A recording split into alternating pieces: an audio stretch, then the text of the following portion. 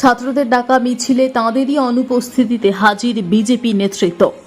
কলকাতার আরজিকর হাসপাতালে তরুণী চিকিৎসক খুনের ঘটনার প্রতিবাদে বিভিন্ন সংগঠন থেকে শুরু করে চিকিৎসক, নার্স, স্কুল পড়ুয়া, কলেজ পড়ুয়া, শিক্ষক, শিক্ষিকা সহ সর্বস্তরের মানুষজন মিছিল করছেন।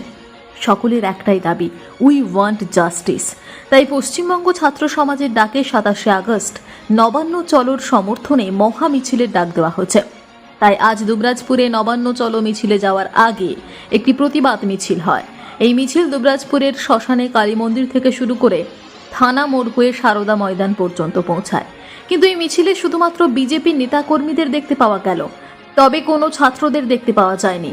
অথচ আগামীকাল নবান্ন অভিযানটা ছাত্র সংগঠন ডেকেছে, তারই পরিপ্রেক্ষিতে আজকে এই মিছিলে হাজির ছিলেন দুবরাজপুর বিধানসভার বিধায়ক অনুপ কুমার সাহা, জেলা সাধারণ সম্পাদক টুটুন নন্দী, প্রাক্তন জেলা সভাপতি রামকৃষ্ণ রায়, সংখ্যালঘু মোর্চার জেলা সভাপতি মোতাহের হোসেন খান, দুবরাজপুর ব্লক মণ্ডল সভাপতি শম্ভুনাথ ব্যানার্জি, শহর মণ্ডল সভাপতি করুণাময় মুখার্জি সহ অন্যান্য নেতাকর্মীরা। কিন্তু আজকে মিছিলে যে আপনারা হাঁটলেন, মিছিলে দেখা গেল যে একটাও ছাত্র নেই, কিন্তু ছাত্ররাই সেই ডাকটা দিয়ে।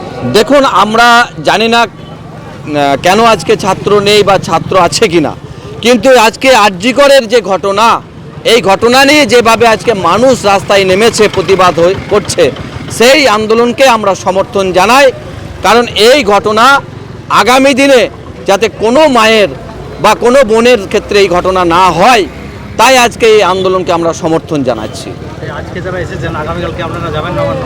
দেখুন, আমি একজন এখানকার সাধারণ নাগরিক, যারা আজকে আন্দোলন করছে তারাই বলতে পারবে নবান্ন ডাক কারা দিয়েছে, সেই আন্দোলনে কারা যাবে, প্রশাসন কি ব্যবস্থা নিয়েছে, এই বিষয়ে আমাদের কোনো কিছু বলার নেই। কিন্তু আরজিকর ছোট ঘটনা নয়। এই ঘটনা যতদিন না সত্যতা সামনে আসছে, দোষীরা শাস্তি পাচ্ছে, আন্দোলন চলবে। আমরা আন্দোলনকে সম্পূর্ণভাবে সমর্থন জানাই। তাহলে কি আপনারাও কি ধোঁয়াশায় রয়েছেন যে কে এটা করেছে? দেখুন, এই ব্যাপারে আমরা বলতে পারি না, কারণ আমরা সাধারণ নাগরিক হিসাবে আমাদের দায়িত্ব, আমাদের বোন ধর্ষিতা হয়েছে, খুন হয়েছে, তার বিচার চাই। আপনাদের কেউ আমন্ত্রণ জানিয়েছে কি? এখনো পর্যন্ত সেই ধরনের কোনো আমন্ত্রণ পাইনি, কিন্তু আজকের যে আন্দোলন এবং আগামীতেও কোনো আন্দোলন যদি আমাদের এখানে হয়, এই ধরনের ঘটনা নিয়ে নিশ্চিতভাবে তাদের পাশে থাকব।